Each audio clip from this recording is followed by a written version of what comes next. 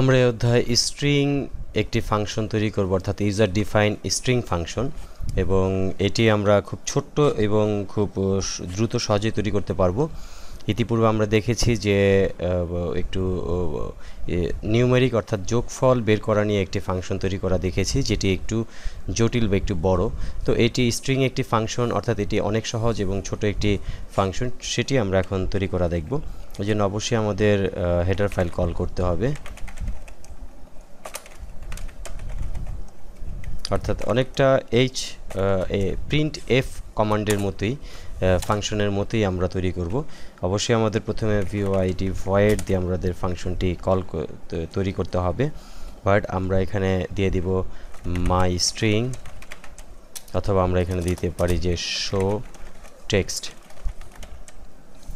Text আমরা দিয়ে দিব, এবং যার মধ্যে আমরা একটি ভেরিয়েবল স্ট্রিং ভেরিয়েবল দিয়ে দিব, অর্থাৎ ক্যারেক্টার টাইপের ভেরিয়েবল, ক্যারেক্টার ধরনের ভেরিয়েবল char, দেন আমরা এখানে str, দেন আমরা এখানে এটি ডিফাইন করে দেব। অর্থাৎ এখানে আমরা এটিকে উজ্জ্বল রাখবো, যেহেতু আমরা অনেক বড় আকারের ডাটা এখানে শো করতে চাই, সেই জন্য আমরা এখানে কোনো সংখ্যা দিয়ে দিইনি যে কতগুলো অ্যারে সংখ্যা থাকবে ক্যারেক্টারে, সেটি আমরা ব্ল্যাঙ্ক রেখেছি, যাতে আমরা আমাদের ইচ্ছে মতো আমরা সংখ্যা ক্যারেক্টার ব্যবহার করতে পারি, অর্থাৎ টেক্সট আমরা ব্যবহার করতে পারি।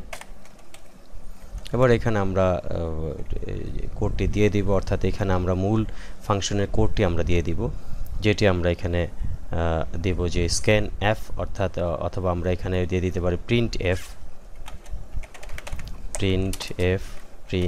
এফ, দেন আমরা এখানে দিয়ে দিব %s, অর্থাৎ যেহেতু আমরা টেক্সট আমরা ব্যবহার করছি, এই জন্য আমরা %s দিয়ে আমরা str আমরা দিয়ে দিব, দেন আমরা এটিকে সেমিকোলন দিয়ে আমরা প্রোগ্রামটি লাইনটি শেষ করব, এবং এখানে আমরা ব্যাকস্ল্যাশ দিয়ে n দিয়ে দিই, যেহেতু পরের লাইনে আমরা প্রদর্শন করতে চাই। আমাদের ছোট্ট একটি ফাংশন তৈরি করা হয়ে গেছে, স্ট্রিং বা টেক্সট জাতীয় ফাংশন তৈরি করা হয়ে গেছে।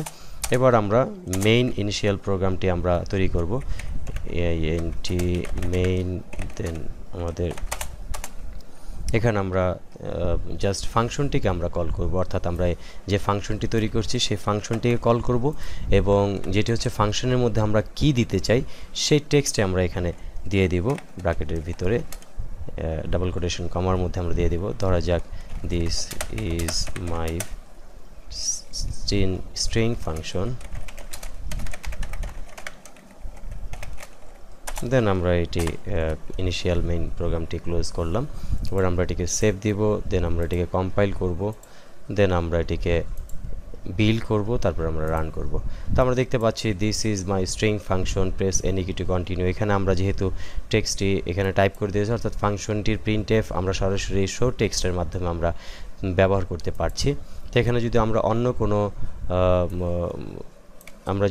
কোনো টেক্সট এখানে দিয়ে দিই, সেই ক্ষেত্রে যদি আমরা সেটিকে বিল্ড করি এবং রান করে, শুধুমাত্র আমরা দেখতে পাবো সেটি।